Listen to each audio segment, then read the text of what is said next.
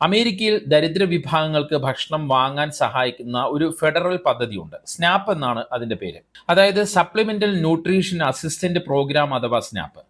ദരിദ്ര കുടുംബങ്ങൾക്ക് ഭക്ഷണം വാങ്ങാൻ ഒരു ഇലക്ട്രോണിക് ബെനിഫിറ്റ് ട്രാൻസ്ഫർ കാർഡ് നൽകുന്നു. അതായത് ഒരു ഡെബിറ്റ് കാർഡ് പോലെ അത് പ്രവർത്തിക്കും.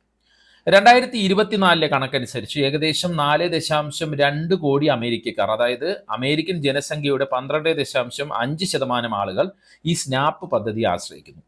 ഇതിൽ 41% കുട്ടികളും 12% പ്രായമായവരുമാണ്. ശരാശരി ഒരു വ്യക്തിക്ക് മാസം $150 മുതൽ $200 വരെ കിട്ടും. ഭക്ഷ്യസുരക്ഷ ഉറപ്പാക്കുന്നതിൽ വലിയ പങ്ക് വഹിക്കുന്ന പദ്ധതിയാണിത്. സ്നാപ്പിന്റെ ബജറ്റ് ഗണ്യമായി കുറയ്ക്കുമെന്ന് പുതിയ ബില്ല് പറയുന്നു. എത്ര തുക കുറയ്ക്കുമെന്ന് വ്യക്തമല്ല.